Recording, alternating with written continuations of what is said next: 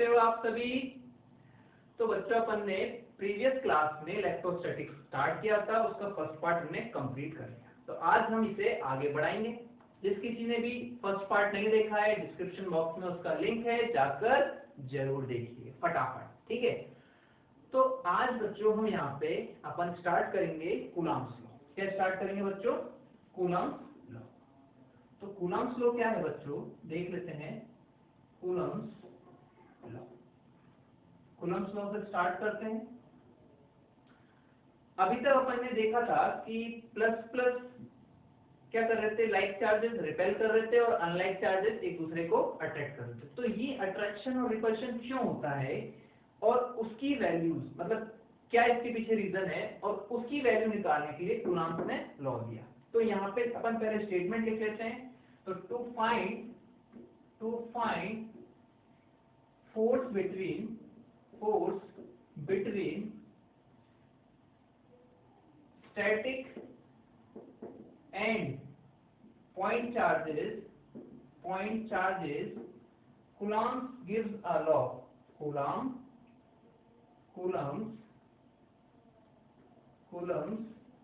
gives a law. ठीक है। तो Coulomb law क्या था? बाय स्टेटमेंट कि by this law, अगर हमारे पास कोई दो चार्जेस है, मैंने बोला Q1 चार्ज है, Q2 चार्ज है, ये किसी डिस्टेंस r पर प्लेस्ड है, किसी r डिस्टेंस पे प्लेस्ड है। तो कूलम्ब ने कहा जो इनके बीच लगने वाला फोर्स है, इलेक्ट्रोस्टैटिक फोर्स, वो डायरेक्टली प्रोपोर्शनल होगा चार्ज के मल्टीप्लाई के, Q1 Q2 के मल्टीप्लाई के। सेकंड था कि जो फोर्स है वो इनवर्सली प्रोपोर्शनल होगा डिस्टेंस बिटवीन स्क्वायर के, मतलब जो इनके बीच की डिस्टेंस है r, उसकी स्क्वायर के इनवर्सली प्रोपोर्शनल होगा। और थर्ड जो बात कही थी, जिसे बेसिकली काफी लोग नहीं बताते लेकिन मैं बताऊंगा, कि direction of force, direction of FE, electrostatic force, always line of meeting axis between charges. मतलब क्या हुआ बच्चों, इसका देख लेते हैं कि अगर ये दोनों चार्ज हैं तो इनकी मीटिंग एक्सिस कौन सी, ये है। तो फोर्स की डायरेक्शन भी या तो यही होगी या फिर यह होगी। ऐसा नहीं कि फोर्स यहाँ लग जाएगा, टेढ़ा मेढ़ा नहीं लगेगा। अगर लाइक मैंने कहा ये कोई दो फोर्स चार्ज है Q1 और Q2, तो इनकी मीटिंग एक्सिस ये क्या होगी, ये होगी। तो फोर्स भी इसी एक्सिस के अलोंग लगेगा। ऐसा नहीं है कि ये यहाँ लग जाएगा, ऐसा नहीं होगा, हमेशा इसी लाइन के, इसी एक्सिस के अबाउट लगेगा। ठीक है बच्चों, तो ये उसने लॉ दिया था। तो अगर हम बोले बाय 1 और 2, बाय 1 एंड 2, तो हम बोल सकते हैं FE जो होगा वो directly proportional to Q1 Q2 divided by r square होगा, ऐसा कुछ होगा। और FE जो होगा, अब प्रोपोर्शनल साइन है, प्रोपोर्शनल साइन को हम हटाते हैं तो कोई कांस्टेंट लगाते हैं, तो कांस्टेंट यहाँ पे आता है K, तो K Q1 Q2 divided by r square. ये हमारा होता है electrostatic force between two static and point charges, ठीक है। अब यहाँ पे K क्या है बच्चों, हियर K है कूलम्ब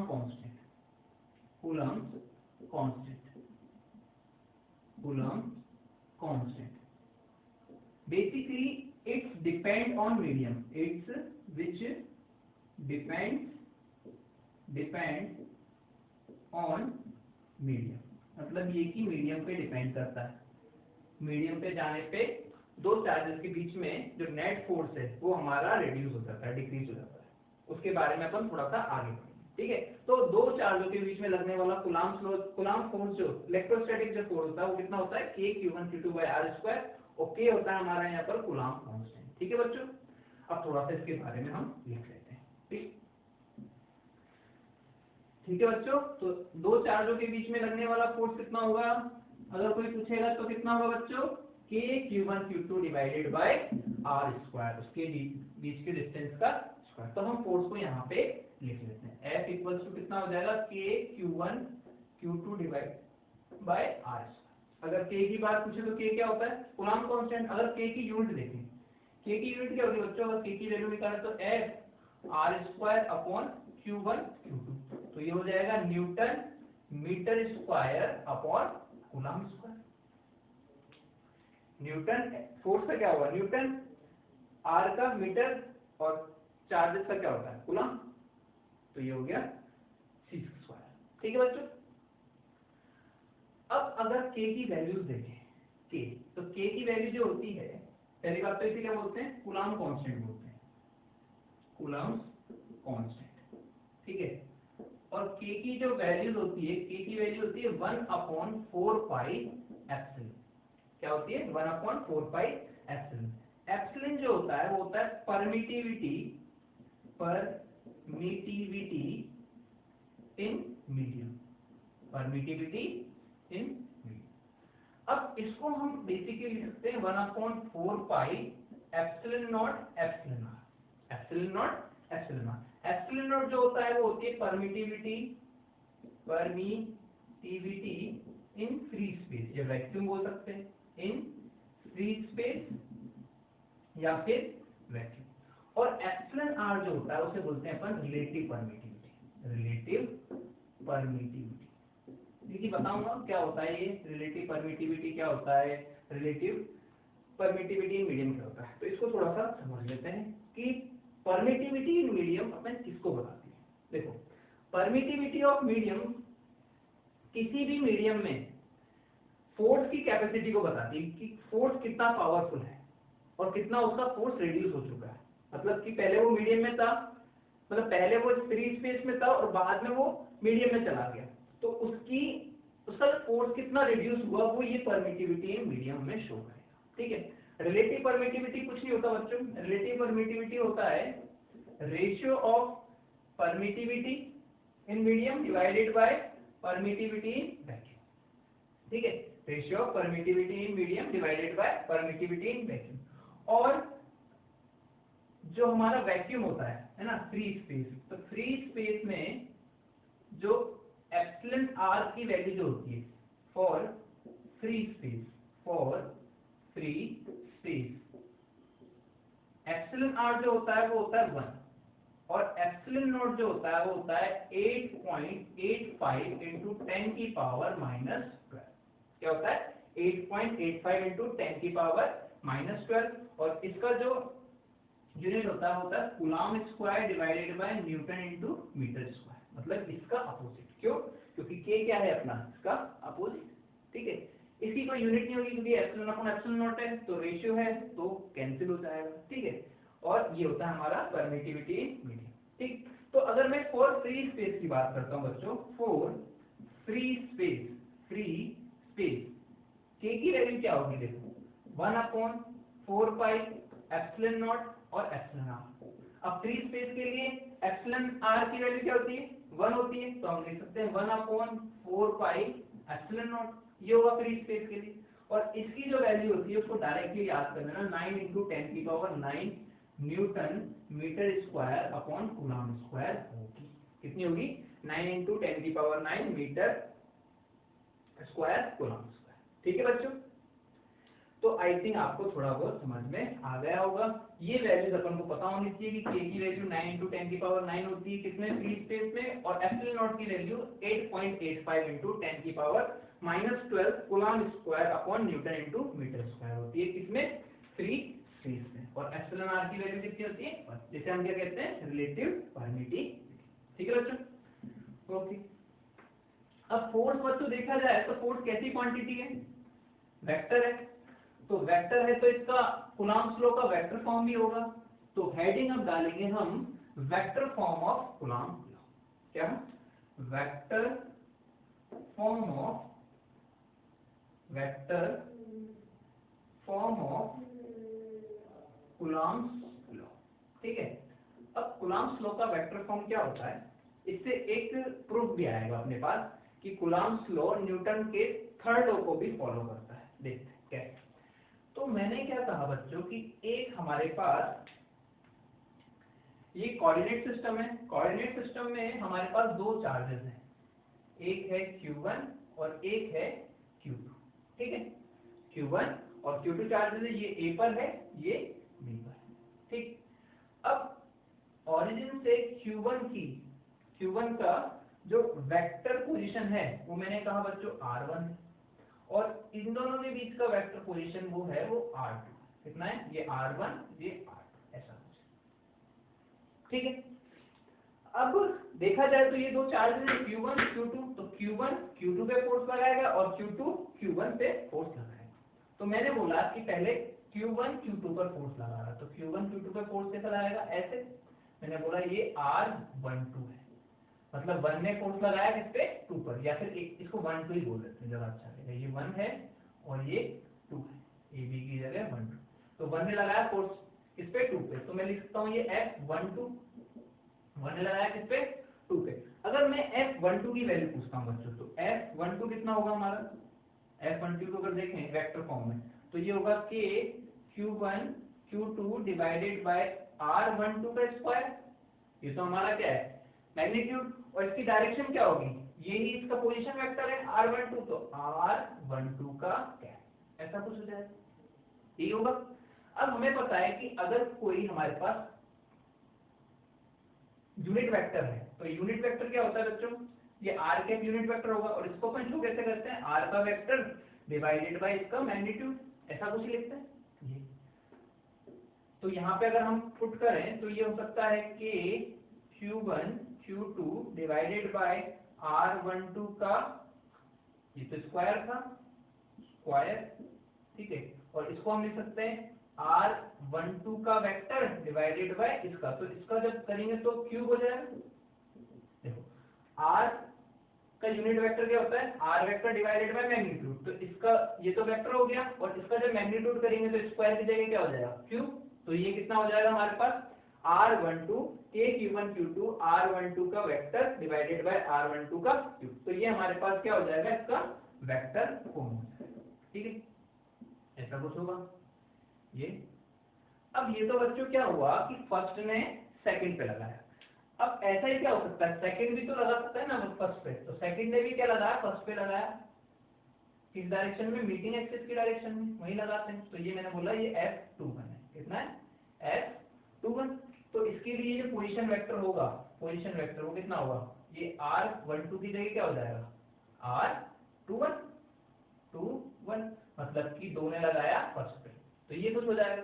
तो उसके लिए हमारे पास जो फोर्स होगा F21 वो कितना होगा बच्चों, K Q1 Q2 divided bye R21 का स्क्वायर और R21 का, ऐसा कुछ होगा। ठीक है बच्चों, ऐसा कुछ होगा। अब यहाँ पे हम देखें, देखो तो R21 जो हमारा होता है बेसिकली, देखो ये ट्राइंगल है, एक ट्राइंगल फॉर्म है इस तरीके का, तो इसमें देख सकते हैं कि R12 जो होगा वो हमारा क्या होगा, R1 माइनस R2, ऐसा कुछ होगा, R1 minus R2।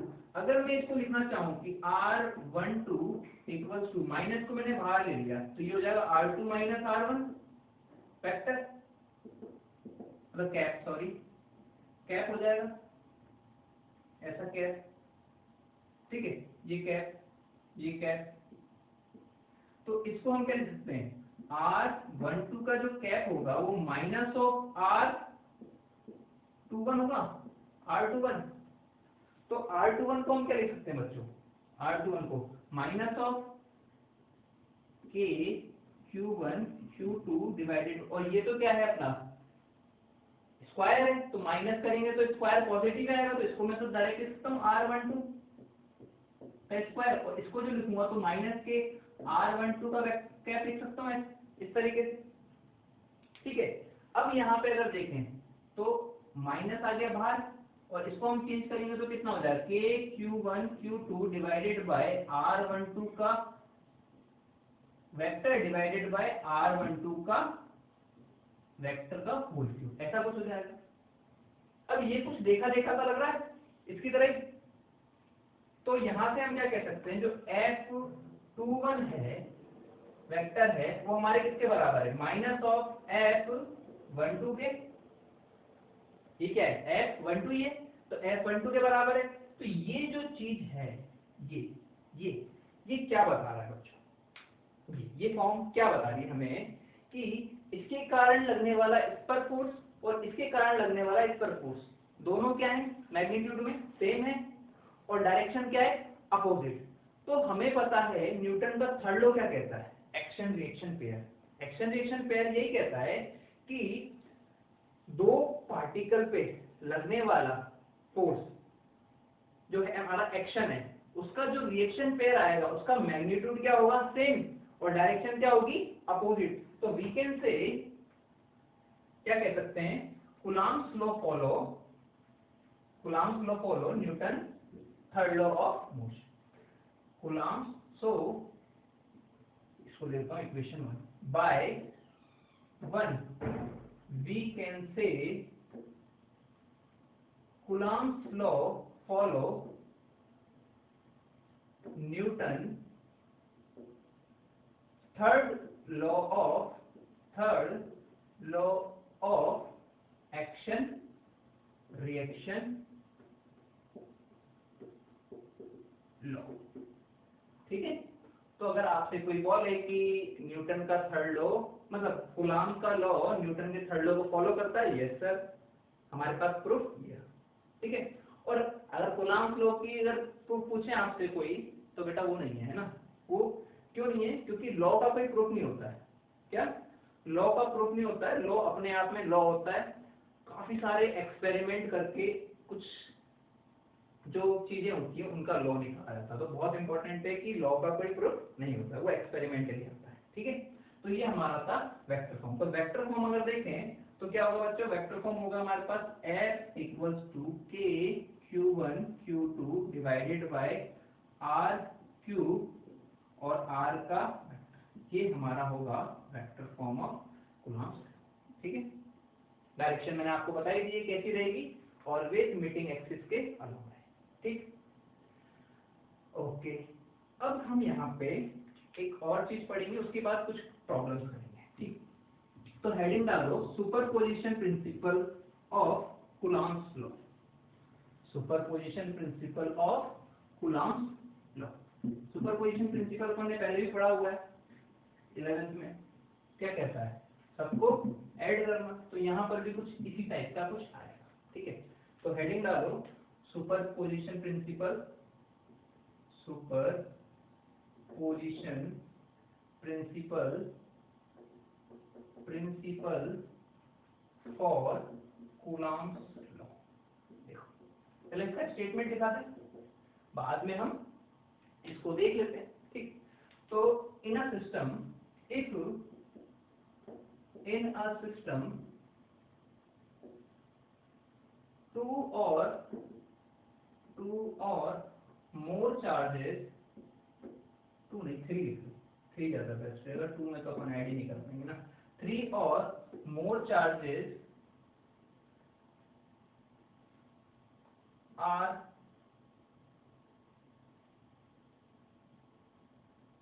present, so net charge on one of charge is sum of individual charges by all charges। मतलब क्या होगा देखो, ठीक, अगर कोई चार्ज है Q0 है ना, और सिस्टम में काफी चार्जेस है, Q1 भी है, Q2 भी है, Q3 भी है, और काफी Qn चार्जेस है ना, n टाइप के चार्जेस है। इसका पोजीशन वेक्टर मैंने बोला R1 है, इसका मैंने बोल दिया R2 है, इसका मैंने बोल दिया R3 है ना, इसका मैंने बोल दिया Rn है। ऐसा कुछ पोजीशन वेक्टर, इसका फॉर्म क्या बनेगा, ये हो गया मेरा R1 F1, ये मेरा हो जाएगा F2, ये 3 में लगा है F3 ना, और ये Fn हो जाएगा। ऐसे कुछ अपने फोर्सेस लेंगे, ये फोर्सेस हो गए। ठीक है, अभी रिपल्शन फोर्स लगा रहे हैं। ठीक, तो इस पॉइंट पर मतलब इस चार्ज पर नेट फोर्स क्या होगा, होगा वो होगा हमारा add F1 plus F2 plus F3 plus F4। इसको ना थोड़ा सा अच्छा कर लेते हैं, वेक्टर सम कर लेते हैं ना, vector sum of individual charges by vector sum of individual charges by net if in a system 3 or more charges are present in, so net force होगा बच्चों, sorry net force, okay, net force on one of charge is vector sum of all forces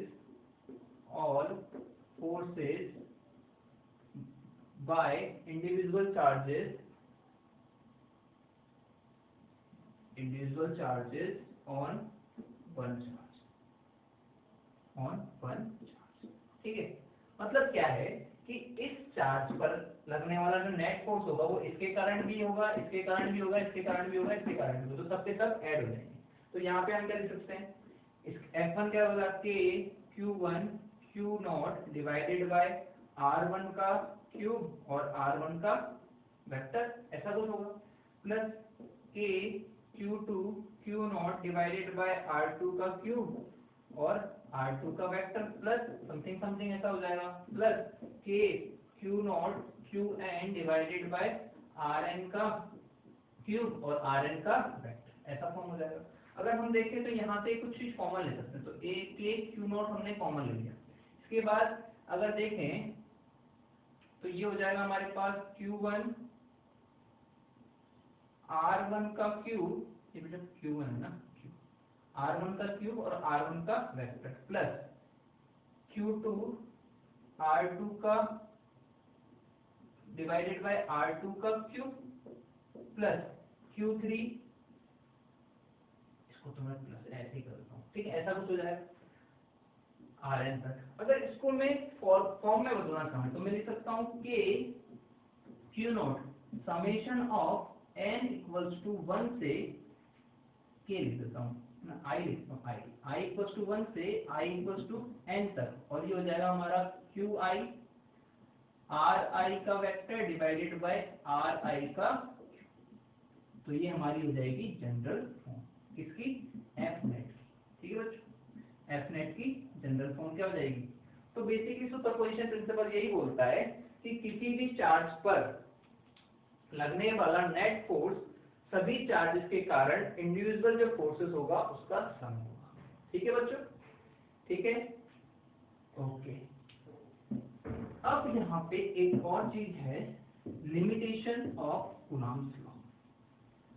क्या है बच्चों, limitation of Coulomb's law. इसको समझने के बाद हम कूलम्ब्स जो फोर्स है, इलेक्ट्रोस्टैटिक फोर्स, उसके काफी सारे न्यूमेरिकल्स करेंगे अच्छे, फिर उसके बाद में थोड़ा सा मीडियम पर, जैसे कि मैंने बताया था कि किस पर डिपेंड करता है, मीडियम पर, तो उसकी बात हम करेंगे, ठीक। तो limitation of Coulomb's, limitation of Coulomb's, ठीक है। तो फर्स्ट लिमिटेशन क्या है कि इट इज वैलिड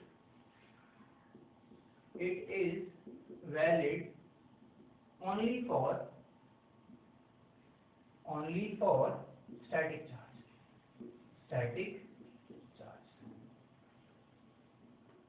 अब स्टैटिक चार्जेस पे क्यों करते हैं उसको देख लेते हैं।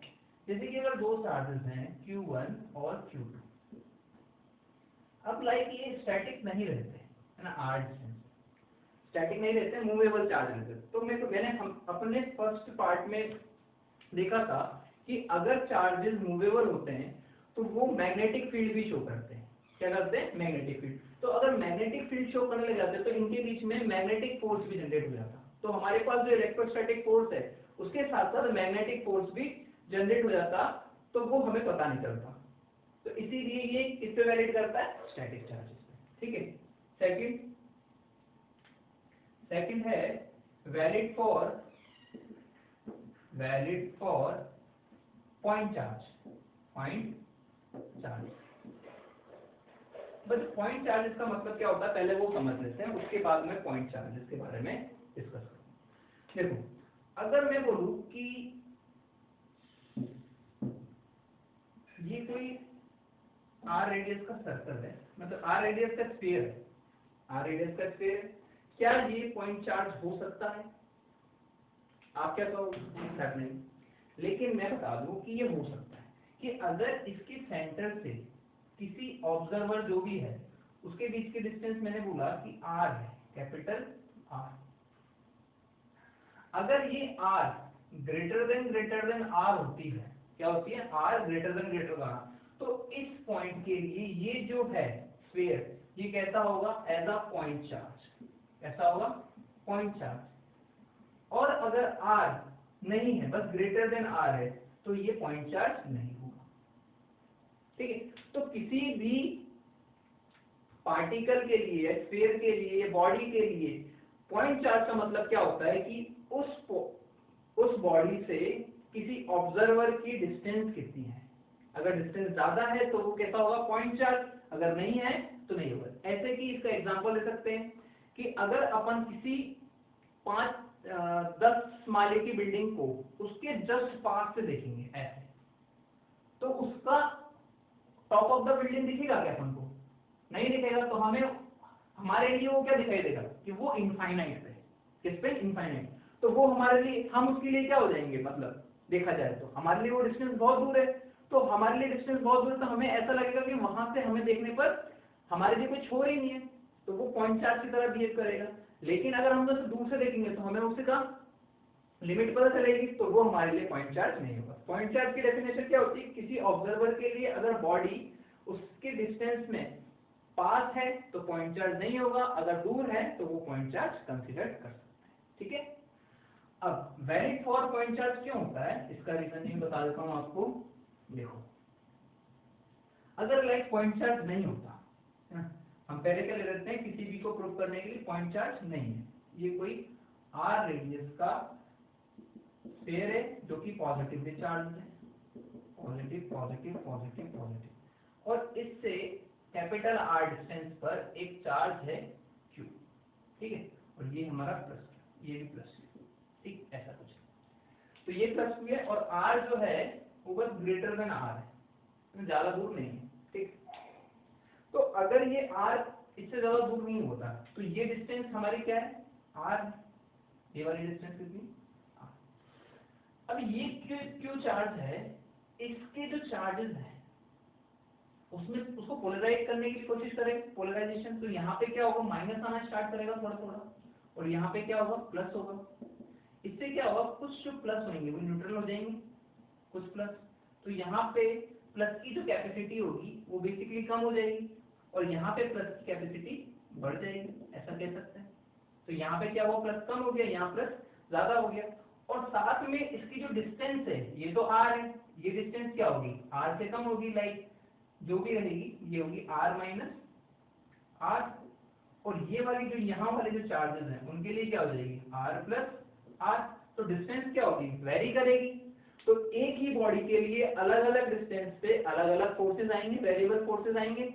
तो इसीलिए हम जो हैवी बॉडी होती है या बड़ी बॉडी होती है, लार्ज बॉडी होती है, उसके लिए कभी भी कूलम्ब्स लॉ नहीं लगाते, हमेशा किसके लिए लगाते हैं बच्चों? पॉइंट चार्ज के लिए। ठीक है, तो ये दो लिमिटेशन है इसकी कूलम्ब्स लॉ की। ठीक है बच्चों, तो अब हम कूलम्ब्स लॉ से रिलेटेड प्रॉब्लम सॉल्व कर लेते हैं बच्चों। तो पहला क्वेश्चन जो है वो हमारा है, हाँ इससे पहले एक चीज और है, थोड़ा सा मैं समझा दूं ना, फिर आप उसके बाद करेंगे। ठीक, कुछ नोट डाल के अगर ऐसा लिखना चाहें तो लिख सकते हैं। ठीक है, थोड़ा सा ही है ना, जनरली जस्ट समझाना है। अगर मैंने बोला कि दो चार्जेस हैं, एक Q1 है और एक Q2 है। ठीक है, Q2 Q1 पे फोर्स लगा रहा है, मैंने बोला F12। क्या लगा रहा है? F12, जिसकी value R equals to F12 की वैल्यू क्या होगी? वो होगी हमारी K Q1 Q2 divided by 1 R1 square ना, वेक्टर फॉर्म में नहीं, ऐसे डायरेक्ट लिख रहे हैं। ठीक, अब यहाँ पे इसी सिस्टम में एक और चार्ज आ गया Q3। क्या आ गया? Q3। तो Q3 भी क्या होगा? इस पर एक फोर्स लाएगा, इस डायरेक्शन में,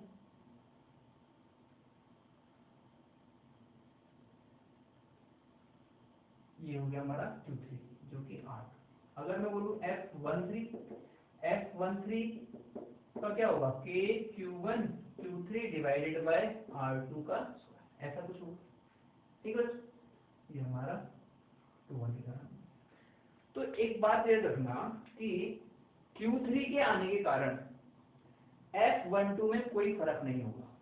F12 ऐसा नहीं कि F12 चेंज हो जाएगा, F12 सेम का सेम रहेगा।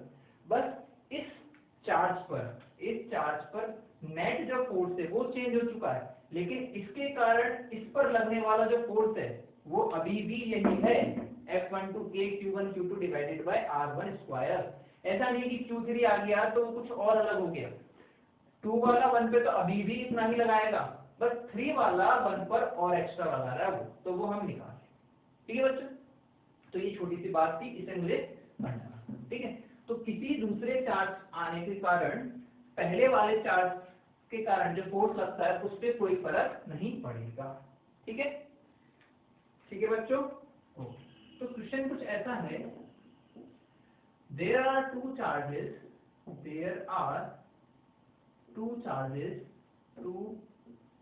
चार्जेस, उनकी वैल्यू है 2 × 10⁻⁻6 कूलम और एक की है एंड 4 × 10⁻⁻6 कूलम। ठीक है, which are placed at point 1, 0, 0 and 0, 2, 3, ऐसे कुछ place. So find out force between charges in vector form,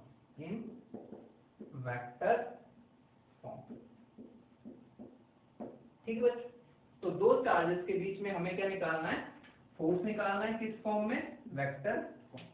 ठीक, तो हम लिख लेंगे यहाँ पे एक चार्ज है सर 2 × 10⁻⁻6 कूलम का, जिसका वेक्टर मतलब पॉइंट क्या है, कोऑर्डिनेट क्या है 1, 0, 0 और दूसरा कितना है 4 × 10⁻⁻6 प्लस ही, चलो प्लस ले लो, 4 × 10⁻⁻6 कूलम और जिसका पोजीशन वेक्टर कितना है बच्चों 0, 2, 3, ऐसा कुछ। तो इन दोनों के बीच में लगने वाला फोर्स निकालना है। तो पहले तो हमें इनके बीच का पोजीशन निकालना पड़ेगा, मतलब ये डिस्प्लेसमेंट निकालना पड़ेगा। तो मैं अगर बोलूं आर वेक्टर क्या होगा, तो आर वेक्टर क्या होता है, initial minus final, R final minus R initial, ऐसा कुछ होगा। तो आर फाइनल कितना है, हम लिख सकते हैं 2j कैप प्लस के 3k कैप, और ये कितना हो जाएगा माइनस के आई कैप, ऐसा कुछ हो जाएगा। 2j कैप प्लस के 3k cap minus i cap. और अगर मैं बोलूं इसका रिजल्टेंट कितना होगा, मतलब मैग्नीट्यूड कितना होगा, तो मैग्नीट्यूड कैसे निकालते हैं बच्चों, अगर r का मैग्नीट्यूड पूछूंगा तो हो जाएगा हमारे पास √4 + 9 + 1, तो ये कितना हो जाएगा √40 मीटर, मीटर में दे रखा है ना, √40 मीटर, ऐसा कुछ हो जाएगा 4, 9, 1, ठीक ऐसा। अब फोर्स की बात करते हैं, तो फोर्स कितना होता है बच्चों, होता है sir KQ1 Q2 divided by R vector divided by R का क्यूब, ऐसा कुछ होता है। तो हम देख लेंगे K की वैल्यू कितनी होती है 9 × 10⁻⁹, Q1 की वैल्यू कितनी है सर 2 × 10⁻⁻6, Q2 की value 4 × 10⁻⁻6 divided by R cube कितना है R वेक्टर, तो √14 का क्यूब, ऐसा कुछ होगा। और R वेक्टर कितना है बच्चों माइनस आई कैप प्लस के 2j कैप और प्लस के 3k कैप, ऐसा कुछ। तो इसको अगर देखें तो लिख सकते हैं हम 9 चौक 36, 36 दूगा 72 है ना, क्या होता है 72, अरे 9 2 जा 18 और 18 4 जा 72, तो 72 इंटू 10 की पावर -12 और 3, तो कितना बचेगा 10 की पावर -3 डिवाइडेड बाय 14 की पावर 3/2, और जो डायरेक्शन है माइनस के आई कैप प्लस के 2j कैप प्लस के 3k, तो ये हमारा हो जाएगा फोर्स इन वेक्टर, ठीक है। 72 इंटू 10 की पावर -3 डिवाइडेड बाय 4 की power 3/2 minus i cap plus 2j cap plus 3k, तो ये हमारी वेक्टर फॉर्म हो जाएगी, ठीक। ओके सर, अब ये तो हो गया, ठीक है बच्चों। थोड़ा बहुत समझ में आया कि वेक्टर फॉर्म को कैसे लिखते हैं हम और कैसे सॉल्व करते हैं। तो ये वेक्टर आना जरूरी है। मैंने कहा था आपसे कि 11th का क्या काम आएगा, बस इसमें 11th का सर बस मैथ्स काम आएगा, बाकी कुछ काम नहीं आएगा। तो 11th की मैथ्स आनी चाहिए वेक्टर, ठीक। सेकंड है हमारे पास क्वेश्चन, एक इक्विलेटरल ट्राइंगल है बच्चों एबीसी का, ए बी सी, जिनके बीच की लेंथ है ए, ठीक है। ये ए और ए और ये, ठीक है। इस वर्टेक्स पे चार्जेस हैं, मैंने बोला कि क्यू है, क्यू और क्यू चार्जेस हैं, 3 चार्जेस हैं, क्यू। तो फाइंड क्या करना है, find equilateral triangle, find net force on C point, ठीक है बच्चों। सी पॉइंट पर नेट फोर्स निकालना है, ठीक। तो हम देखते हैं क्या होगा बच्चों, क्या होगा। सी पर बी भी फोर्स लगाएगा इस डायरेक्शन में, एफ सी पे लगेगा किसके कारण, बी पर, और सेम ए भी फोर्स लगाएगा, तो ए भी फोर्स लगाएगा कितना, एफ सी पर इस डायरेक्शन में, ठीक। ये एंगल कितना होता है बच्चों, 60 डिग्री होता है। ये एंगल भी कितना होगा, 60 डिग्री, ऐसे ही कुछ होगा। अगर मैं बोलूं आपसे कि F C A equals to F C B कितना होगा, तो वो होगा बच्चों हमारा K Q divided by R square, तो ये हो जाएगा K Q square divided by A square. C B की डिस्टेंस भी इक्वल है और चार्ज भी इक्वल है, तो दोनों के दोनों फोर्सेस क्या होंगे, इक्वल ही आएंगे। अब दो फोर्सेस हैं, क्या है बच्चों, दो फोर्सेस, किस एंगल पे, 60 डिग्री। तो नेट जो फोर्स होएगा वो यहाँ कहीं होगा, F net,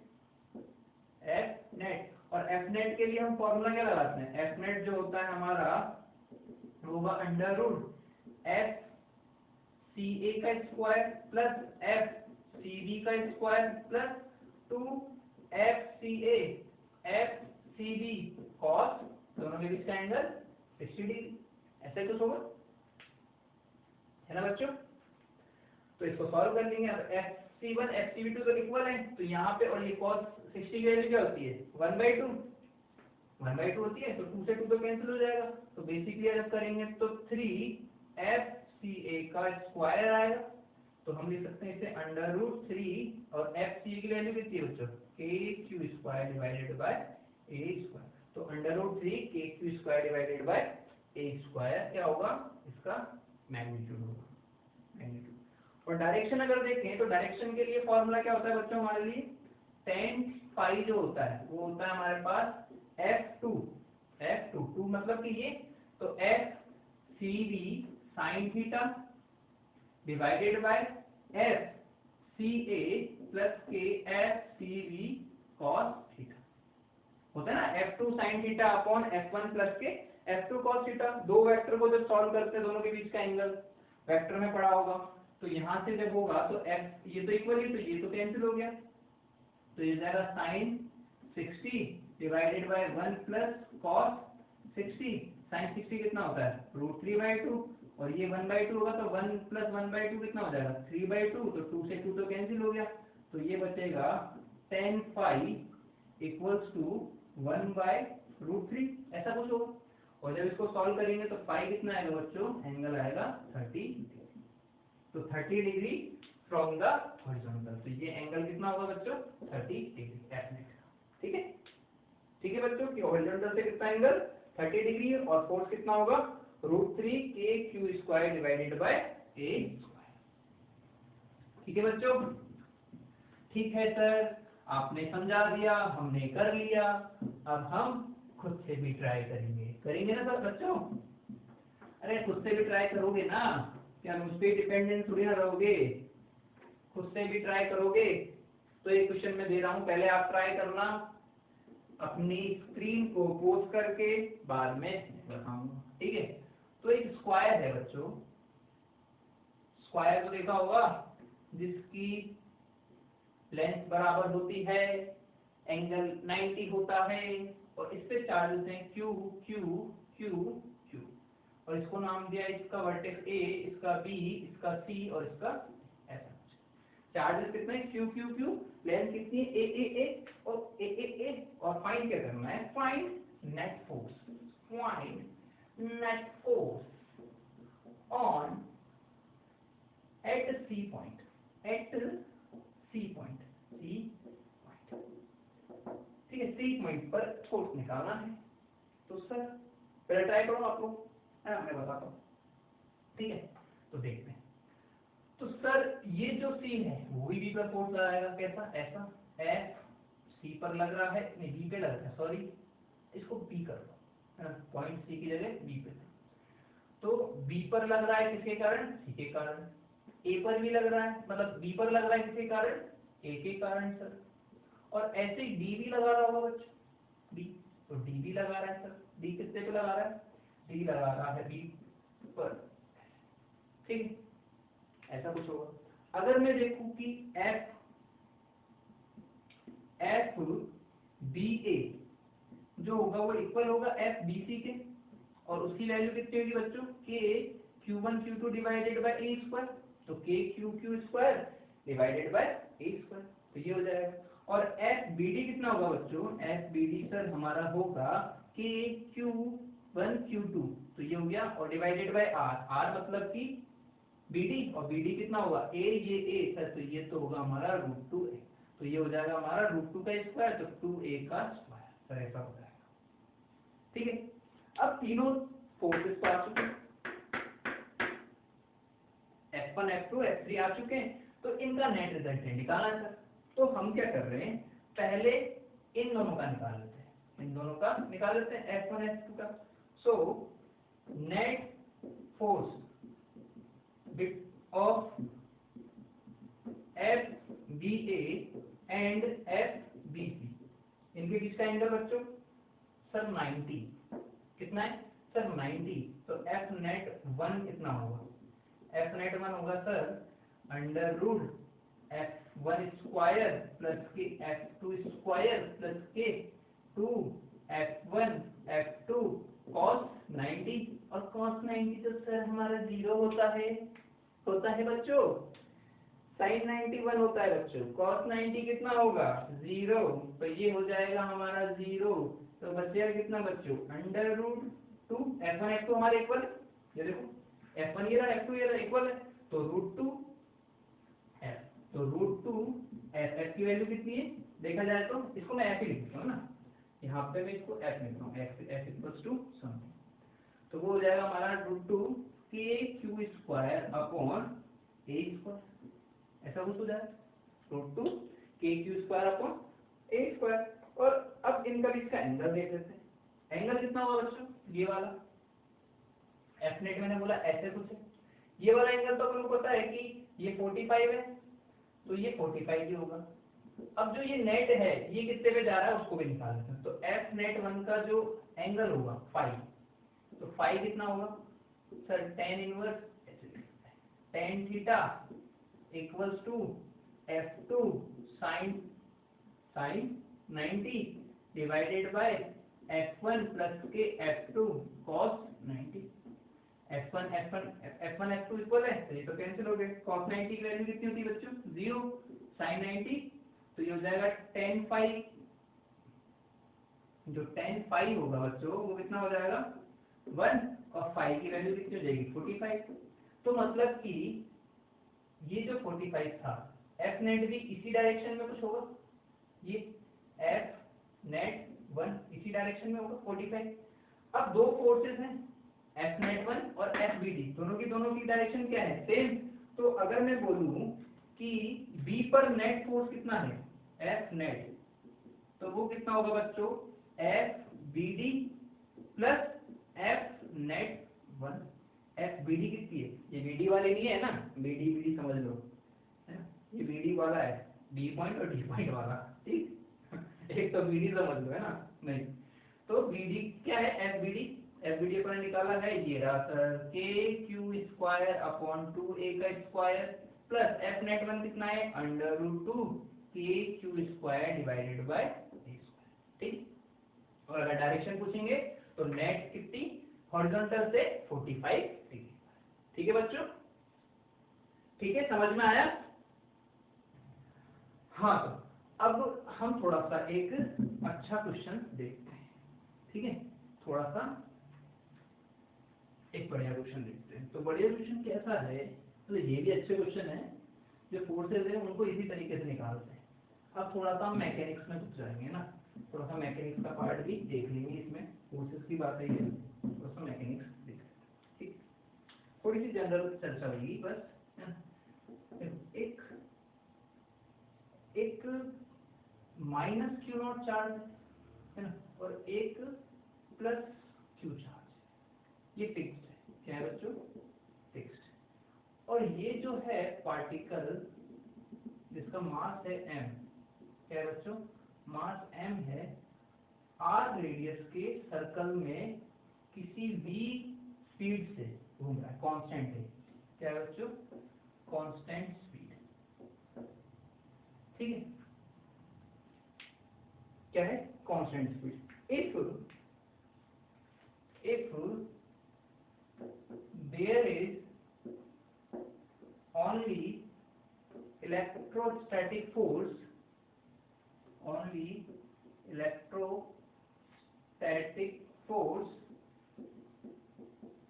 considered due to charges, then find out क्या फाइंड करना है, देखो, speed of Q naught, speed of minus Q naught, ठीक, second time period of particle, time period of particle, ठीक है बच्चों, ओके। तो बच्चों जैसे कि ये वाला जो चार्ज है हमारा, कौन सा, क्यू नॉट वाला, क्यू नॉट वाला जो चार्ज है वो बेसिकली किसमें मूव कर रहा है, सर्कल में मूव कर रहा है सर। तो किसी भी पार्टिकल को सर्कल में मूव करने के लिए एक सेंट्रीपिटल फोर्स की रिक्वायरमेंट होती है, क्या होती है, सेंट्रीपिटल फोर्स की रिक्वायरमेंट, और इन दोनों के बीच लगने वाला फोर्स क्या होगा, वो इलेक्ट्रोस्टैटिक फोर्स होगा। तो जो इलेक्ट्रोस्टैटिक फोर्स है वही तो सेंट्रीपिटल फोर्स देगा, कोई और फोर्स है ही नहीं यहाँ पे, फोर्स कौन सा है, इलेक्ट्रोस्टैटिक फोर्स। तो इलेक्ट्रोस्टैटिक फोर्स यहाँ पे क्या प्रोवाइड कराएगा, सेंट्रीपिटल फोर्स। तो हम क्या लिख सकते हैं, वी कैन से जो हमारा Fe होगा, क्या होगा बच्चों, F इलेक्ट्रोस्टैटिक फोर्स, वो हमारा किसके बराबर होगा, सेंट्रीपिटल के, और Fe कितना होगा sir, K Q naught divided by R square equals to F centripetal कितना होता है sir, M V square by R, ऐसा कुछ होता है। तो आर से आर तो कैंसिल हो गया, v की वैल्यू कितनी हो जाएगी, v की वैल्यू सर हो जाएगी under root sir K Q naught divided by M R, ऐसी कुछ हो जाएगी, M R under root K Q naught divided by M R. तो ये हो जाएगी हमारी v, तो ये तो हो गया हमारा फर्स्ट आंसर। सेकंड क्या पूछा है सर, सेकंड तो टाइम पीरियड पूछा है, और टाइम पीरियड का हमें फॉर्मूला पता है सर, टाइम पीरियड होता है हमारा 2 पाई बाय ओमेगा, और ओमेगा को हम क्या लिख देते हैं, ओमेगा क्या लिखते हैं बच्चों, v equals to R omega, तो omega equals to v by R, तो 2 पाई v बाय आर, तो ये हो जाएगा हमारा 2 pi R upon v, v की वैल्यू कितनी है, under root K Q naught under root M by M R, ऐसे कुछ। तो हम इसे लिख सकते हैं क्या, कि sir 2 pi under root M R cube divided by K cube cube. तो ये हमारा क्या हो जाएगा, time period, oscillation time period. ठीक है बच्चों, omega equals to V by R होता है ना, V equals to omega R होता है sir, V equals to omega R, तो omega equals to V by R हमारा। ठीक है, ठीक है बच्चों, ओके। तो ये हमारे कुछ क्वेश्चंस हो गए। अब मैं जो आपसे बोल रहा था कि जो ये इलेक्ट्रोस्टैटिक फोर्स है उसके बीच में अगर मीडियम आ जाए तो क्या डिफरेंस आएगा। तो हेडिंग डालिए dependency, force dependency on medium, on medium. ठीक है, मतलब कि फोर्स कैसे डिपेंड करेगा जब हमारा मीडियम आ जाएगा। ठीक, तो मैंने क्या कहा था बच्चों, सर ये Q1 चार्ज था और ये हमारा Q2 चार्ज था। ठीक है, इसके ऊपर कुछ फोर्स लगेगा सर, F की वैल्यू कितनी होगी, जैसे कि ये मैंने बोलिए R। ठीक, ये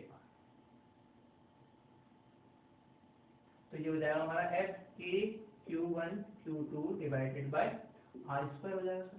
ठीक, ये इस पर एक फोर्स लगाएगा, ये मैंने बोल दिया सर F है, ये भी हमारा F है, ऐसे।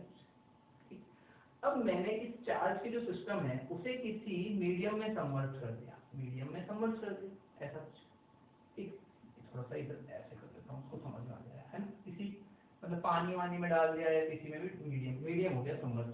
ठीक, तो ये Q1 Q2 चार्जेस जो होंगे बच्चों, वो इस मीडियम को पोलराइज करेंगे। हमने पढ़ा था पोलराइजेशन में, मतलब फर्स्ट पार्ट में। तो पोलराइज करेंगे तो ये प्लस है, ये प्लस है, लाइक ये प्लस, ये प्लस, तो ये वाला पार्ट जो होगा ये माइनस होगा और ये वाला प्लस होगा, ऐसे कुछ हो जाएगा पोलराइजेशन। तो ये भी इस पर एक फोर्स लगाएगा F पोलराइजेशन के कारण 1 पर, और ये भी कोई फोर्स लगाएगा F2 पोलराइजेशन के कारण, ऐसा कुछ फोर्स लगाएगा। ठीक है, अगर मैं पूछूं कि इस चार्ज पर जो नेट फोर्स होगा, इस चार्ज पर नेट फोर्स इसके कारण और इसके कारण होगा, जो कि पहले F1 से रिड्यूस हो चुका होगा, क्योंकि इसकी अगर देखें तो ये यहाँ पे एक कंपोनेंट जाएगा, कंपोनेंट करेंगे तो माइनस ही आएगा, तो वो क्या करेगा, नेट फोर्स को रिड्यूस कर देगा। तो हम कह सकते हैं कि due to medium net force on the charge is reducing. क्या, net force on a charge is reducing due to medium. तो हम यहां पे लिखेंगे इफ, मतलब स्टेटमेंट लिख रहा हूं, if charges are submerged,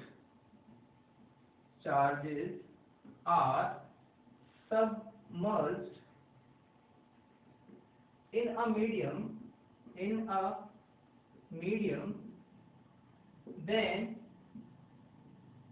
then force on one charge due to another charge which does not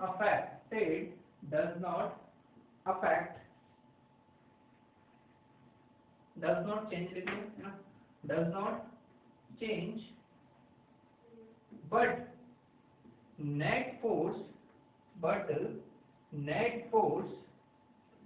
on a charge will be decrease। क्या हो जाएगा, डिक्रीज। मतलब कि अगर मैं बोलूं कि 2 वाला जो चार्ज है, 2 वाला 1 पर, तो अभी भी F1 ही लगा रहा होगा देखा जाए, बट ये वाला जो पोलराइजेशन है उसके कारण आने से नेट फोर्स जो है वो रिड्यूस हो चुका है। पर ऐसा नहीं है कि ये फोर्स इस, मतलब ये वाला चार्ज का जो लगने वाला फोर्स है वो चेंज हो गया, वो नहीं होगा, वो सेम ही रहेगा, बस मीडियम के आने के कारण नेट फोर्स चेंज हो चुका है। ठीक है, अब नेट फोर्स कितना चेंज हो जाता है उसको हम देख लेते हैं एक बार। तो मेरे को पता है कि ये तो हमारा क्या है, वैक्यूम में है, वैक्यूम में।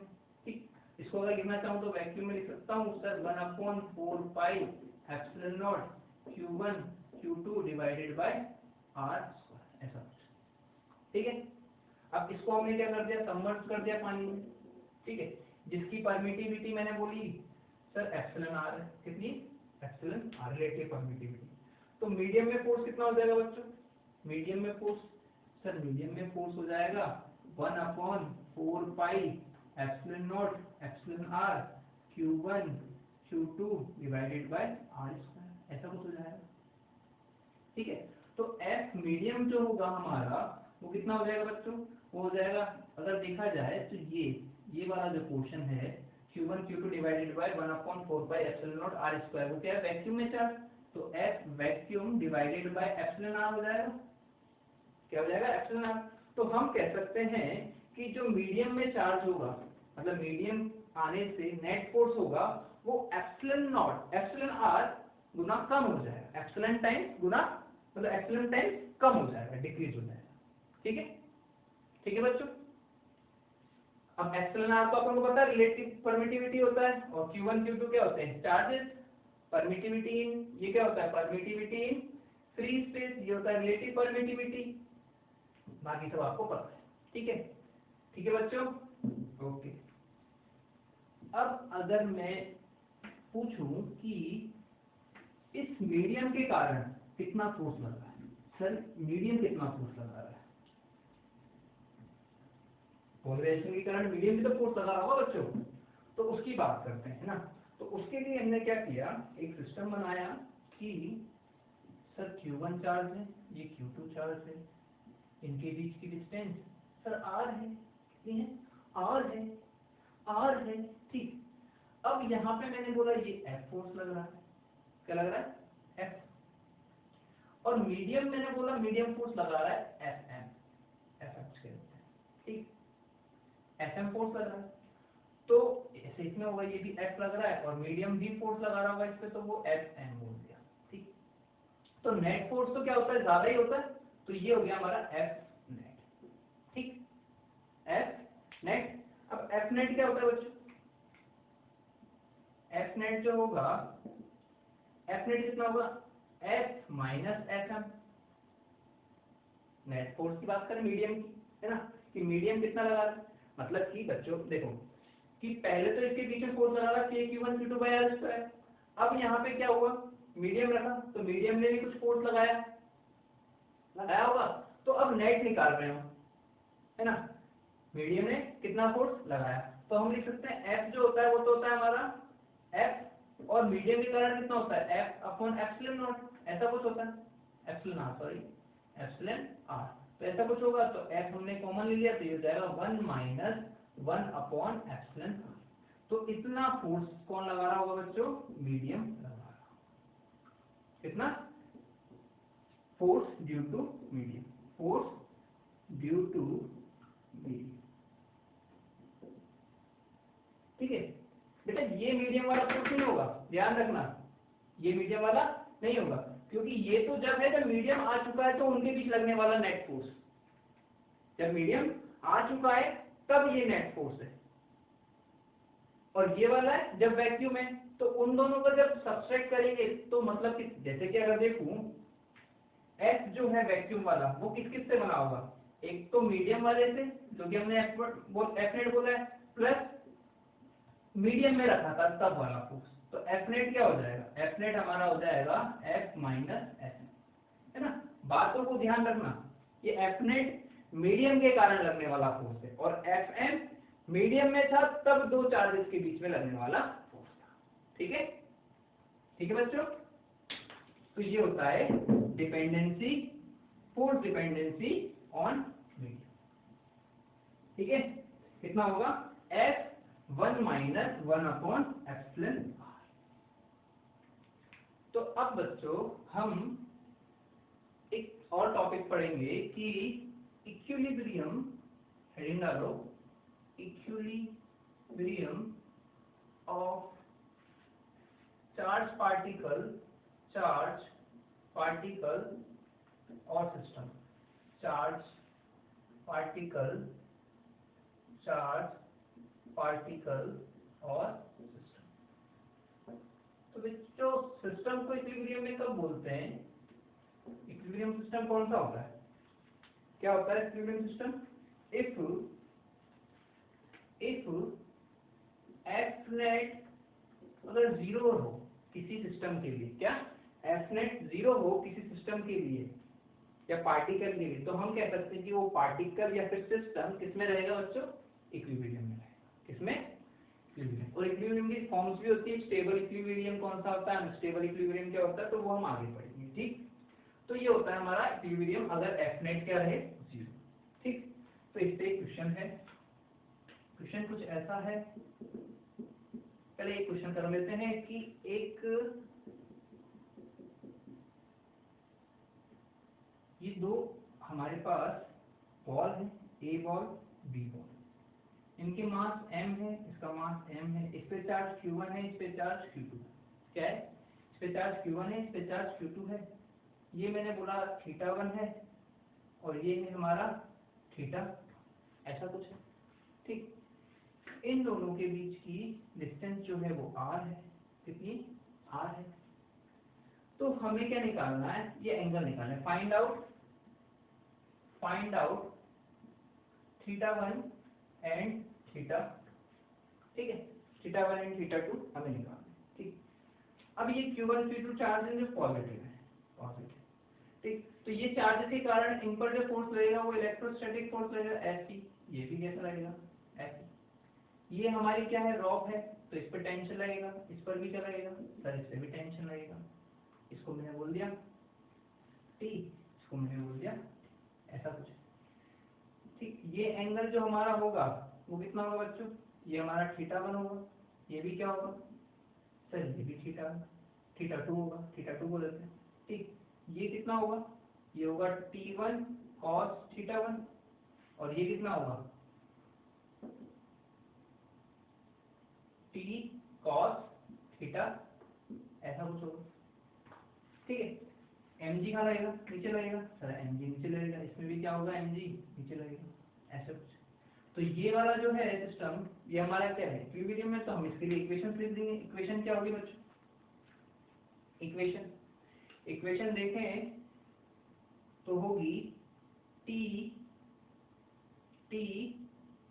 cos थीटा, ये t sin theta, sorry t sin theta 1, और ये भी कितनी होगी t sin थीटा 2। तो हम लिख सकते हैं t sin थीटा 1 जो होगा वो कितना होगा बच्चों, ऐसे ही होगा, और t cos थीटा 2 जो होगा वो कितना होगा, mg के बराबर होगा। t1 भी लिख दो, लो t1 बोल दो, t1 ये t2 हो गया, ये t2 हो गया, ये t2 हो गया, ऐसे भी कर दो। ठीक है, t1 हो गया। ठीक है, तो हम यहाँ पे लिख सकते हैं जो tan θ1 होगा, मतलब कि अगर डिवाइड कर दें इसे तो tan θ1 हमारा जो होगा वो कितना होगा, हमारा Fe/mg होगा। Fe कितना होगा, k q1 q2 divided by r square, और ये हो जाएगा हमारा mg, तो ये हो जाएगा हमारा θ1। अगर θ2 निकालें ऐसे तो θ2 के लिए ये वाली b पार्टिकल को लेंगे, तो फॉर b पार्टिकल के लिए क्या होगा बच्चों, sir T2 sin θ2 equals to Fp और T2 cos θ2 equals to mg। अब दोनों को अगर डिवाइड करें तो tan θ2 भी कितना हो जाएगा, tan θ2 भी हो जाएगा सर Fe/mg। तो वी कैन से जो θ1 होगा वो किसके इक्वल होगा, θ2, और होना भी होगा अगर मास इक्वल है तो।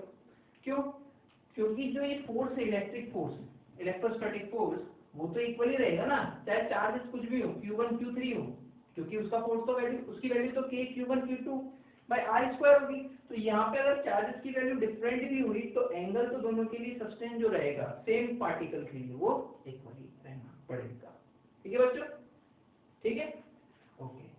अब हम यहाँ पे जो इक्विलिब्रियम की बात कर रहे थे उसका एक क्वेश्चन देखते हैं कि सर इक्विलिब्रियम में हम क्या कंडीशन लगाएंगे।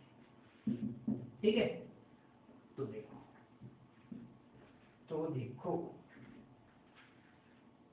क्या है कि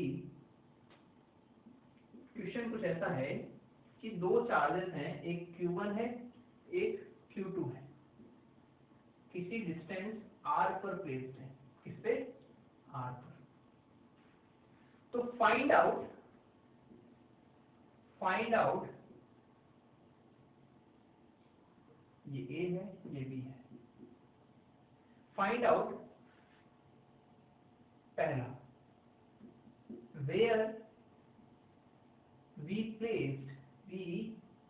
placed charge Q naught between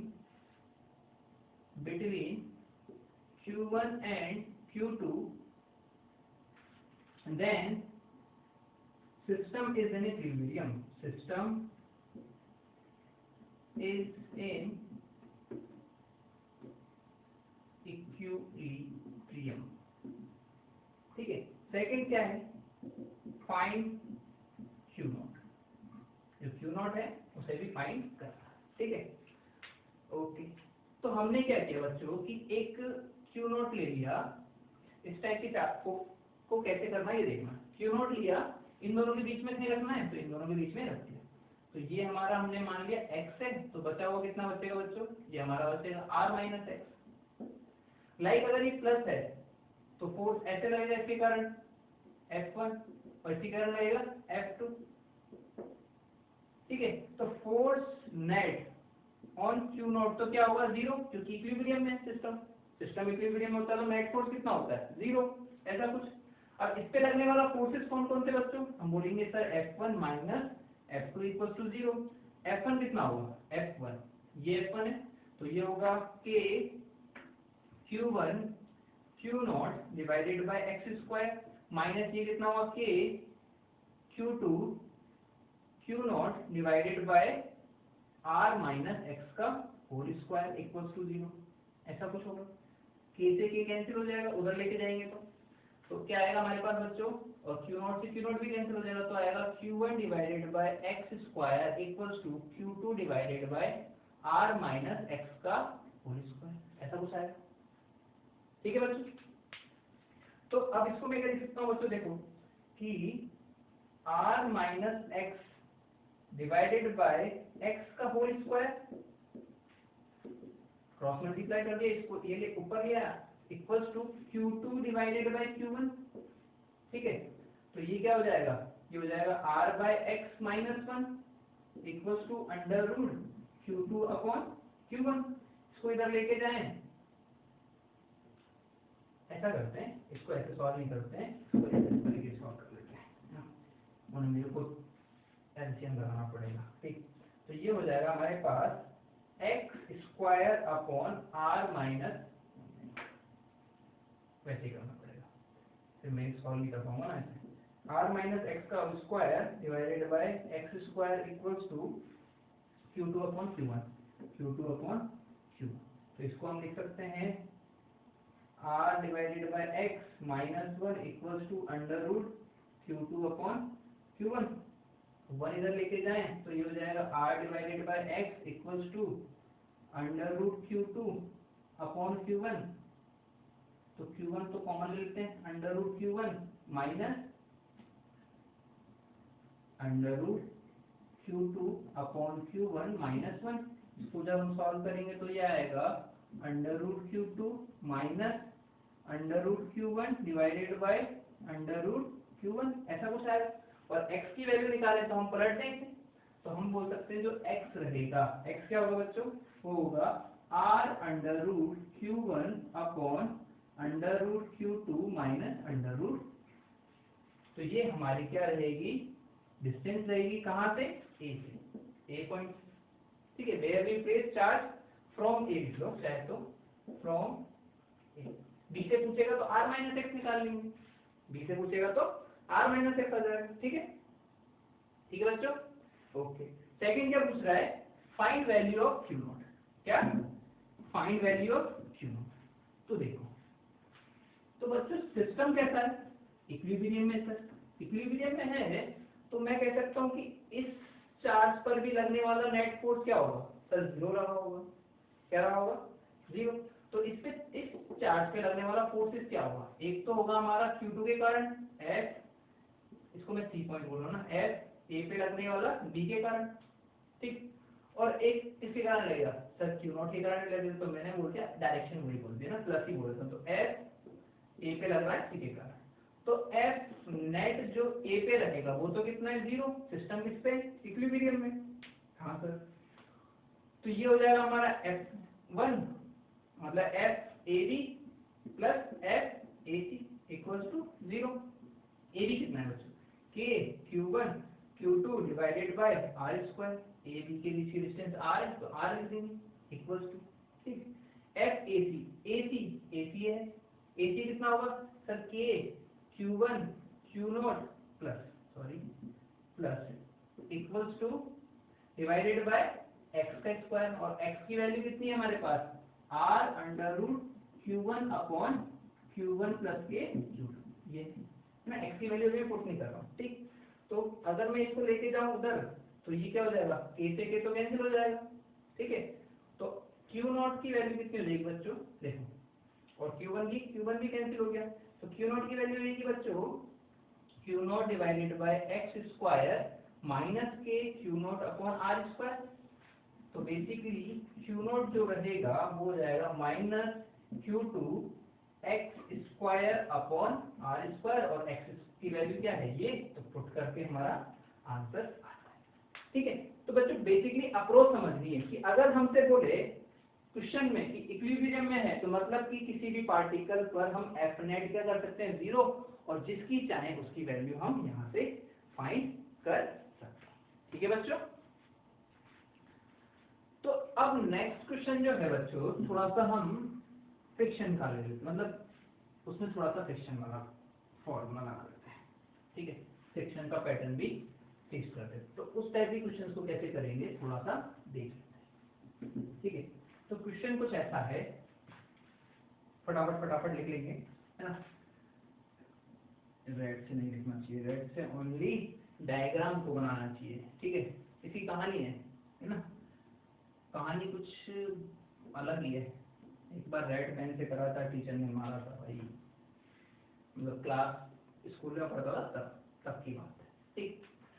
तो ये एक सरफेस है, कॉलेज में कोई नहीं मारता, कॉलेज में कोई नहीं मारता, स्कूल में मारते हैं, स्कूल में मार खाते हैं, ठीक। तो एक पार्टिकल है, इस पे चार्ज है Q, और एक और पार्टिकल है, इस पे भी चार्ज कितना है Q, दोनों की बीच की डिस्टेंस है 10 सेंटीमीटर, और Q की वैल्यू भी मैंने दे दी 10 की पावर -7 कूलम, कितनी Q है 10 की पावर -7 कूलम।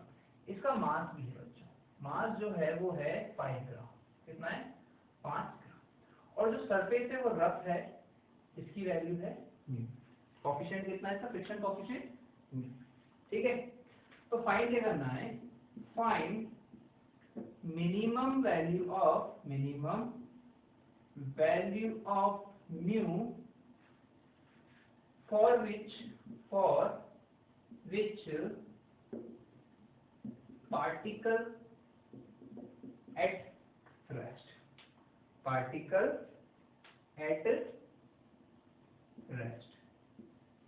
किस पर रहे, रेस्ट पर, ठीक। तो देखते हैं बच्चों, ये क्यू चार्ज है, ये क्यू चार्ज है, मतलब दोनों चार्ज प्लस के हैं, तो ये चार्ज पर फोर्स कहाँ लगेगा, इलेक्ट्रोस्टैटिक फोर्स इस तरीके से लगेगा।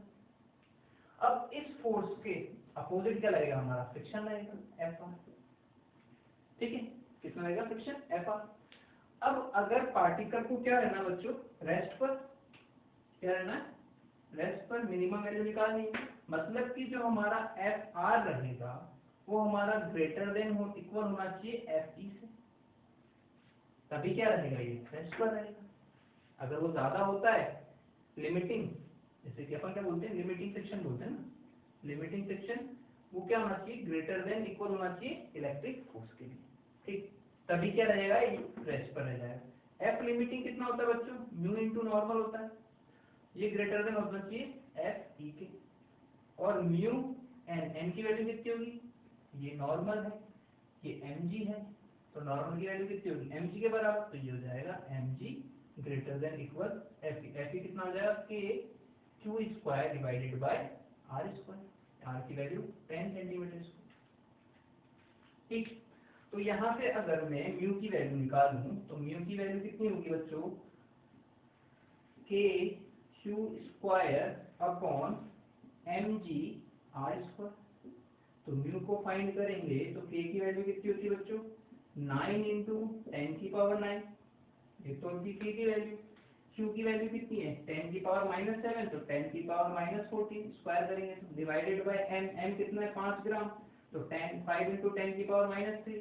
g की वैल्यू 10 इंटू r स्क्वायर कितना होगा 10 इंटू 10 की पावर -2 का स्क्वायर, ऐसा कुछ होगा। ठीक, इसको सॉल्व कर लेते हैं। सॉल्व करेंगे तो कितना आएगा बच्चों, देखो सर हम देखें क्या है, हाँ तुम ही देखो। ठीक, तो ये हो गया हमारे पास 100। इसको जब सॉल्व कर लें तो 9 इंटू 10 की पावर -3 ऊपर बचेगा डिवाइडेड बाय 5 इंटू, अगर ये 100 है तो 10 की पावर 3 लिख सकता हूँ, 10 की पावर 3 इंटू 10 की पावर -3 इंटू 10 की पावर -4, ऐसा कुछ होगा, ऐसा ही कुछ होगा। ऊपर कितना है -14 है सर, 5 आएगा, 3 नहीं आएगा है ना, 14 है 5 आएगा। ठीक, तो ये तो हो गया कैंसिल, और ये ऊपर जाएगा तो 0.9 बचेगा, तो 0.9 डिवाइडेड बाय 5 डिवाइड करोगे तो 0.18 आएगा, कितना आएगा 0.18। तो म्यू की क्या निकालनी है हमें, मिनिमम वैल्यू निकालनी है जिसके लिए ये ना चले। तो म्यू की मिनिमम वैल्यू क्या होगी बच्चों, वो मिनिमम वैल्यू क्या होनी पड़ेगी 0.18। तो 0.18 होगी तो ये पार्टिकल नहीं चलेगा, कैसा रहेगा, इक्विलिब्रियम में रहेगा, रेस्ट पर रहेगा। ठीक है, ठीक है बच्चों, okay okay sir sir sir okay sir, हाँ हमको समझ में आ गया है सर, थोड़ा बहुत समझ में आएगा ही, सचिन सर जो पढ़ा रहे हैं। ठीक है, ओके। अब एक बहुत ही प्यारा क्वेश्चन है जिसका सेकंड वर्जन आप लोगों को करना है ना, फर्स्ट वर्जन मैं बता रहा हूँ, सेकंड वर्जन आपको करना है। ठीक, ठीक है, सेकंड वर्जन आप लोगों को करना है। तो बच्चों यहाँ पर एक चार्ज है, मैंने बोला कि Q है और यहाँ पर भी बड़ा Q लेना है, थोड़ा सा नीचे बनाना है। ठीक, ये Q चार्ज है, ये Q चार्ज है। ठीक, इनके बीच की डिस्टेंस है R, क्या है R। इसके सेंटर पर एक Q0 का चार्ज है, सेंटर पर मतलब कि इसको 2R रख देते हैं, इजी होगा 2R। ठीक है, सेंटर पे है तो ये वाली कितनी होगी सर, ये R होगी, ये कितनी होगी सर, ये भी R होगी, और ये -Q0 है, क्यों नहीं, Q0 नहीं -Q0 है, कितना -Q0। ठीक, अगर हम इसे स्मॉल डिस्प्लेस करें x में, x या y लिख लो, y स्मॉल डिस्प्लेस करें परपेंडिकुलर टू द एक्सिस, तो ये यहाँ नहीं जाएगा -Q0, इस पर एक फोर्स लगाएगा F, ये भी इस पर एक फोर्स लगाएगा F, F1 F2 बोल दो, कोई दिक्कत नहीं। ठीक है, तो ये नेट फोर्स कुछ ऐसा आएगा F नेट। ठीक है, जब ये नीचे आएगा यहाँ पे पार्टिकल को लेके नीचे की तरफ, फिर ये फोर्सेस कैसे लगेंगे सर, ये ऐसे लगेंगे F1, सर ये ऐसे लगेगा F2, फिर ये पार्टिकल को ऊपर ऊपर लेके जाएंगे, फिर ये ऊपर जाएगा, फिर नीचे आएंगे, ऊपर नीचे जाएंगे, तो ये पार्टिकल क्या करेगा, ऑसिलेट करेगा, क्या करेगा, ऑसिलेट करेगा। तो हमें क्या करना है, show that particle -Q0, particle P बोल दो इसे ना, ज्यादा अच्छा रहेगा, particle P doing SHM and find out oscillation time period, oscillation period of P। क्या करना है, ऑसिलेशन पीरियड निकालना है इस पार्टिकल। ठीक, ठीक है सर, हम करेंगे, तो देखें करते हैं। तो ये है R, ये है Y, तो मैं बोल सकता हूँ ये वाली जो होगी वो रेड नहीं करना, रेड यूज नहीं करना। ठीक, रेड से डर लगता है सर, तो ये वाली जो होगी वो होगी बच्चों आर स्क्वायर है ना, ये तो F1 R square plus Y square होगी। ऐसे ये क्या होगी, ये भी क्या होगा sir under root R square plus Y square. Y small है ना, स्मॉल डिस्प्लेस क्या है, for small displace, for small displaced, ठीक है, ये कंडीशन है हमारी फॉर स्मॉल डिस्प्लेस्ड। ठीक, तो ऐसा कुछ है। अगर मैं बच्चों बोलूं ये थीटा है और ये भी थीटा ही होगा, कैसे ऐसा बोल दो ये थीटा है तो ये भी थीटा ही रहेगा, बेसिकली देखा जाए तो ज्योमेट्री से ये थीटा, तो ये वाला जो कंपोनेंट होगा ये हमारा होगा F1 cos थीटा और ये क्या होगा F2 cos थीटा, और ये वाला जो कंपोनेंट होगा इसे हम लिख देंगे F1 sin थीटा प्लस के F2 sin थीटा, ऐसा कुछ ज्योमेट्री देख लेना, थीटा ही निकलेंगे, ठीक, क्योंकि डिस्टेंस इक्वल है ना, ये वाली डिस्टेंस आर, ये वाली डिस्टेंस आर, ये अंडर रूट ये वाई, तो ये थीटा तो वो थीटा, और क्या है सिमिलर ट्रायंगल है ना बच्चों, 10th क्लास में नहीं पढ़ा क्या, सिमिलर ट्रायंगल क्या होते हैं सर, जिनकी डिस्टेंसेस इक्वल होती है उनके एंगल भी इक्वल ही रहते हैं, तो बस एंगल इक्वल रहेगा, ठीक, ओके। तो हम यहाँ पे बोल सकते हैं कि F1 जो रहेगा वो F2 के इक्वल रहेगा, और उसकी वैल्यू क्या रहेगी बच्चों, वैल्यू देखो K Q naught K Q naught under root R1 square plus, मतलब R स्क्वायर होगा ना, तो R square plus Y square, under root का स्क्वायर होगा तो अंडर रूट तो कैंसिल होगा, तो यही होगा F1 F2। F1 cos theta 1 F2 cos theta 2 opposite है, कैंसिल हो जाएंगे, तो F नेट कितना होगा बच्चों, F नेट मास का m है ना, पार्टिकल का मास m है, कितना m, तो नेट फोर्स जो होगा वो कितना होगा बच्चों, ये होगा सर 2F sin थीटा के बराबर, तो 2F F कितना है sir K Q naught divided by R square plus K Y square, sir ऐसा ही है, ठीक है, ऐसे ही कुछ। और साइन थीटा क्या होगा बच्चों, साइन थीटा सर देखो सर हम बताते हैं सर, साइन थीटा ये थीटा है, ये हमारा r है, ये हमारा y है, ये हमारा क्या है under root r square plus y square. Sine theta क्या होता है बच्चों, perpendicular upon hypotenuse, perpendicular y है तो hypotenuse under root r square plus y square है, तो हम लिख सकते हैं यहाँ पर y divided by under root r square plus y square. ओहो सर ये तो हमारे पास F नेट आ गया, तो हम F नेट क्या बोलेंगे बच्चों कि 2K Q not y upon under R square plus y square की पावर 3/2, ऐसा कुछ बोलेंगे। अब हमारा जो R है क्या है, R है वो ग्रेटर देन y है, मैंने बोला था स्मॉल डिस्प्लेसमेंट, ऐसा होगा, तो F नेट क्या हो जाएगा बच्चों, F net 2K Q not y upon, यहाँ से मैं क्या करूंगा बच्चों, R स्क्वायर बाहर निकालूंगा तो R स्क्वायर बाहर आएगा तो Q आएगा, R क्यूब और sir 1 plus y square divided by R square की पावर 3/2। अब R y से बहुत ज्यादा है तो ये वाली टर्म तो क्या हो जाएगी जीरो, ये क्या हो जाएगी जीरो, तो F नेट क्या होगा बच्चों, यहां से लेके आएंगे हम इधर, F नेट हमारे लिए क्या होगा, F नेट हमारा हो जाएगा 2K Q naught upon R cube into y, ऐसा कुछ होगा। अब अगर कोई इसको मैं F नेट को क्या लिख सकता हूँ बच्चों, m इंटू ए लिख सकता हूँ, m ए क्या हो जाएगा 2K Q naught upon R cube आएगा, क्यूब इंटू y। अगर हमारा acceleration directly proportional to y होता है तो वो पार्टिकल क्या करता है बच्चों, एसएचएन करता है, so a is directly proportional to y, so it's doing SHM करेगा। और पीरियड निकालना हो हमें तो ये हो जाता है हमारा बच्चों, अगर m को मैं डिवाइड कर दूं यहाँ पे m, तो ये हो जाएगा हमारा ओमेगा स्क्वायर, क्योंकि a equals to omega square y होता है, तो ओमेगा की वैल्यू क्या हो जाएगी बच्चों इसको थोड़ा सा रफ कर देता हूँ यहाँ पे, आप लिख लेना पोज करके, ठीक। तो ये हो जाएगा हमारे पास ओमेगा, ओमेगा स्क्वायर क्या हो जाएगा, ओमेगा स्क्वायर कंपेयर करें इसको, इससे कंपेयर करेंगे तो हो जाएगा 2k Q naught divided by M R cube.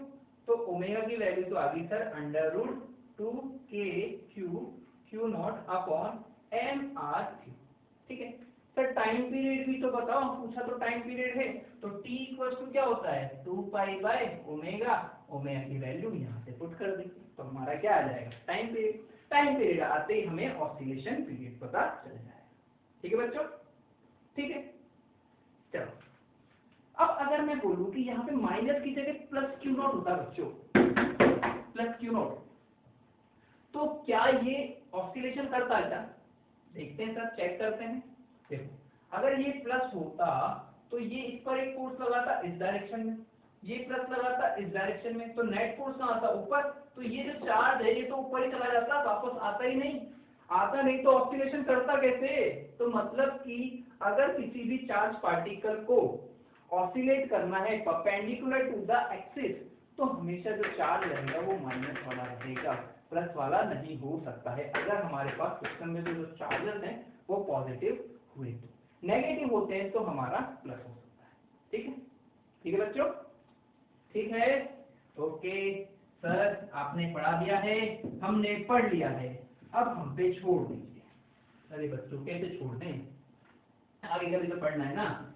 ये फोर्स इलेक्ट्रोस्टैटिक फोर्स से क्या हो जाएगा, अभी तो हमें फील्ड के बारे में भी पढ़ना है, हमें फील्ड लाइंस भी पढ़नी है, हमें गाउस लॉ पढ़ना है, हमें फ्लक्स पढ़ना है, पता नहीं क्या क्या पढ़ना है, पोटेंशियल पढ़ना है, मैग्नेटिक फील्ड पढ़नी है, ईएमडब्ल्यू पढ़ना है, ईएमआई पढ़ना है, बहुत कुछ पढ़ना है, तो ऐसे नहीं छोड़ सकते। अब एक क्वेश्चन आपको खुद को ट्राई करना है, जिसका सॉल्यूशन मैं अपने टेलीग्राम ग्रुप पे डालूंगा, जिसका लिंक आपको डिस्क्रिप्शन बॉक्स में मिल जाएगा, तो जाके फटाफट टेलीग्राम ग्रुप भी ज्वाइन कर दीजिए, ठीक है। क्वेश्चन कुछ ऐसा है, ये है हमारे पास क्यू चार्ज, ये है हमारे पास क्यू चार्ज, ठीक, ऐसा कुछ, ठीक है बच्चों। अब यहाँ पे इसकी डिस्टेंस है 2r, कितना है 2r, एक क्यू नॉट का चार्ज है, क्या है क्यू नॉट का चार्ज। अब इसको हमने एक्सिस के अबाउट डिस्प्लेस किया, x कितना x, small displacement x, small displaced x, कितना स्मॉल डिस्प्लेस्ड x। तो जैसे ये यहां जाएगा, देखो जैसे ये यहां जाएगा तो इस वाले की डिस्टेंस कम हो जाएगी, तो ये फोर्स कैसा लगाएगा इस पर, तो ये फिर दोबारा इस तरफ जाएगा, ये यहाँ पहुंचा तो इसका फोर्स ज्यादा हो जाएगा, तो ये यहाँ पे, तो ये ऐसे ऐसे ऑसिलेट करेगा, ऑसिलेट करेगा। तो show that this oscillation is SHM